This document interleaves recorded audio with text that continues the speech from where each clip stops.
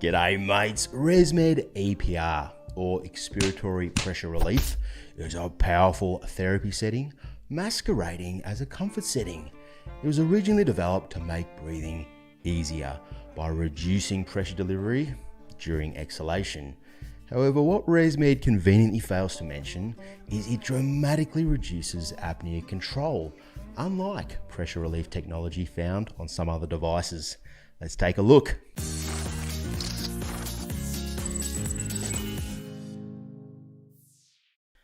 Back in 2016, researchers from France studied the relationship between pressure relief and apnea treatment. And what they found is when EPR is turned on, a subsequent pressure increase is required to achieve the same apnea control versus when EPR is off. That is, if you want to turn EPR on, you need to increase the pressure to achieve the same apnea control. Let me break it down for you. So this chart here shows the pressure required for apnea control with and without EPR. So along the x-axis, no EPR, conventional CPAP, and along the y-axis, EPR on level 3. Now let's say the prescribed pressure for you is 12 centimeters with no EPR. Here it is here, 12 centimeters, that's the pressure required. If we turn on EPR to a level of 3, the pressure required for apnea control is now up here, around 14. This is the difference here. Now, I know what you're thinking, guys. Isn't the whole point of EPR to reduce the pressure? Yes, it is. However, with ResMed EPR, you cannot have your cake and eat it too. You can't increase comfort with EPR without reducing apnea control. It can't be done. However, what's fascinating is these researchers also took a look at some pressure relief technology from other companies, and the results are very interesting. Let's take a look. So this here is the exact same pressure relief chart, but this time from a German company, Liechtenstein, and I'm terrible at pronouncing that, but I'm giving it a try anyway, and their soft PAP pressure relief. And what we can see here is the pressure required for apnea control with conventional CPAP, no pressure relief, is very similar to that with soft PAP on 2 and 3. I'll add in the line. Here we go again. So here's 12. You can see the lines here, this little grey line here that runs right from here to here, the thin grey line. This is the conventional CPAP pressure required. And then we've got the black line and the red dotted line. But you can see the lines are very, very close together. So 12 centimeters with conventional CPAP, no pressure relief, is the same. You can see it matches up 12 centimeters with pressure relief. So you can have your cake and eat it too. You can have soft PAP on 2 and 3, and you don't have to adjust that CPAP pressure higher to account for that like you do with EPR. And let's take a look also at the Philips Respironics and their C-Flex pressure relief. Okay, once again, the same chart, lines very close together, and you can see 12 centimeters with conventional CPAP, no pressure relief, is pretty much lining up with 12 centimeters with C-Flex on 3. With C-Flex Plus on 3, you can see the dotted line here. You need just a little bit extra pressure when you add that pressure relief, but very, very good. So I guess the question is, how can these companies do it? How can they have pressure relief but still maintain apnea control? And ResMed can't. Let me show you. So to start, let's take a look at these two ResMed charts over here and the changes that take place when we turn on EPR, because this is what's causing the problems. And there's two charts. We have airflow. Think of this as inhalation, air moving into your lungs up here, and exhalation, air moving out of your lungs, liters per minute, and also mask pressure, the pressure inside the mask here. And we've got this grey line here. This is with EPR turned off, and the red line is when we turn it on. And this is the change that takes place. So what we can see here is when we turn on EPR during inhalation, there's a lot more airflow. See the red line? well above the grey line here. And we won't go into it in this video, but I believe that this is possibly the reason why people see improved flow limitation results on their Sleep HQ charts with EPR on 3. I think this extra airflow, think of it like water rushing down a river. And the airflow limitation is like branches on the side of the river, trees that have fallen down in storms.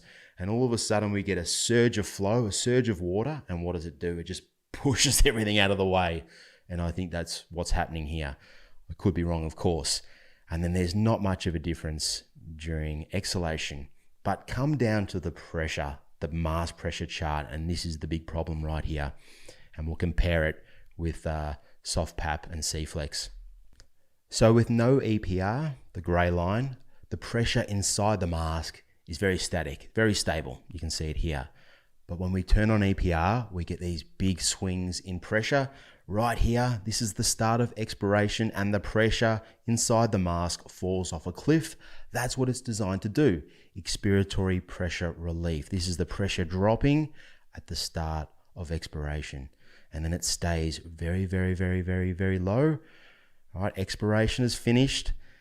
You start to breathe in again, and then the pressure rushes up again, back to the baseline, and that's that increase in airflow. This is that big rush from low pressure to high pressure. Now let's compare that with soft PAP 3 and C-flex. Now there's not a huge difference in the airflow chart. However, the mask pressure, that's where the secret sauce is. Let's take a look.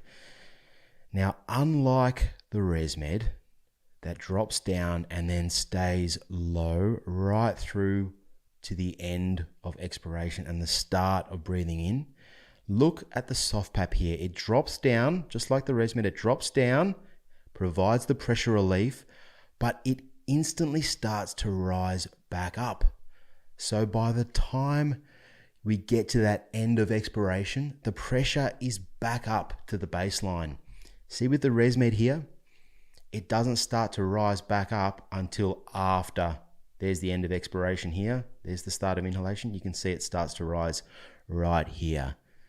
So expiration is finished with ResMed, whereas with soft PAP and also C-flex, you can see it drops down but then starts to rise back up again. So before inhalation starts, it's already back up to baseline. This here is the secret sauce. This is the secret. This is how they do it. Okay, so what you guys need to understand right now, and it's super important, is apneas begin with the narrowing of the upper airway at the end of expiration. Yes, and then you breathe in and you get the respiratory effort and the ensuing collapse, but it's at the end of expiration when we first get the narrowing of the upper airway. And because of this, it's critical that the pressure returns to optimal levels prior to the beginning of inspiration. And that's the problem with the ResMed EPR.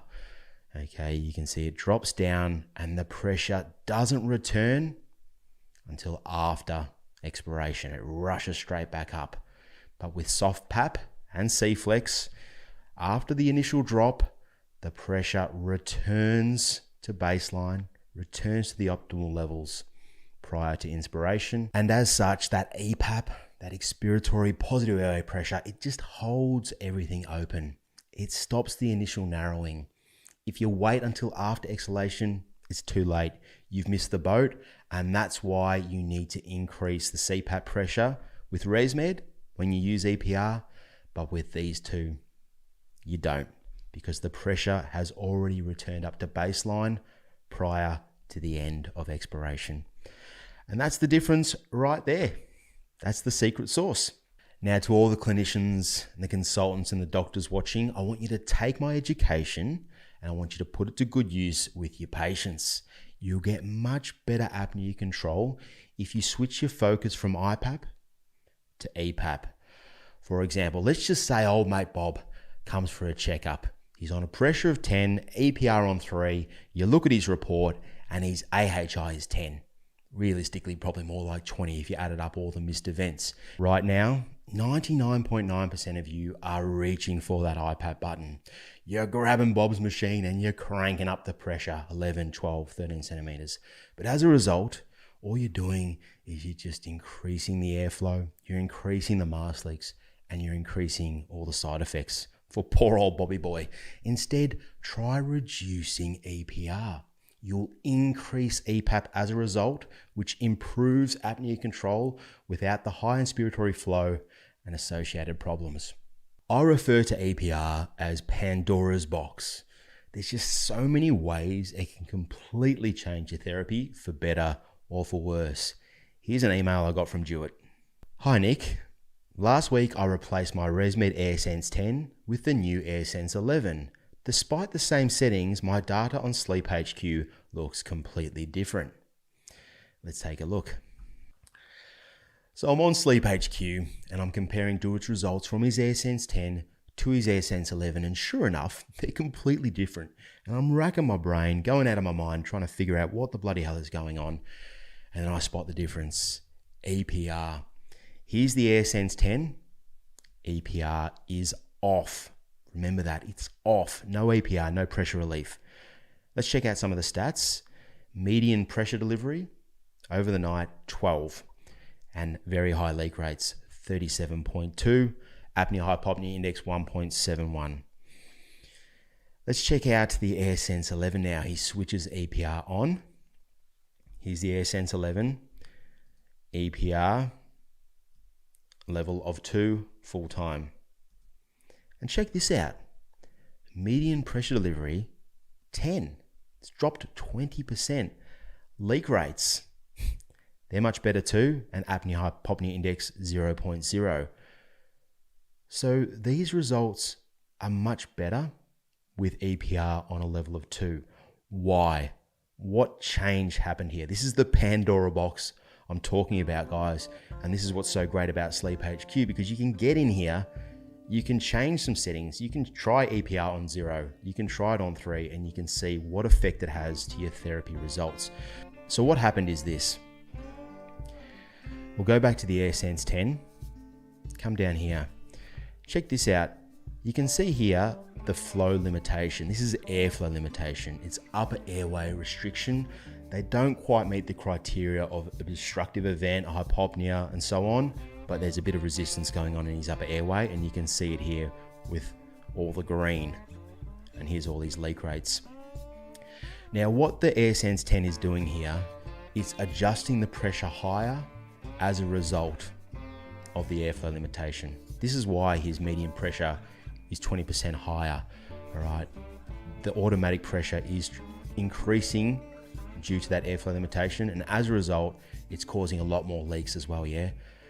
Higher airflow, higher leaks. Now, when he switches EPR on, Pandora's box, look at the flow limitation now. It's completely gone. Well, almost. And that's what I said before, yeah?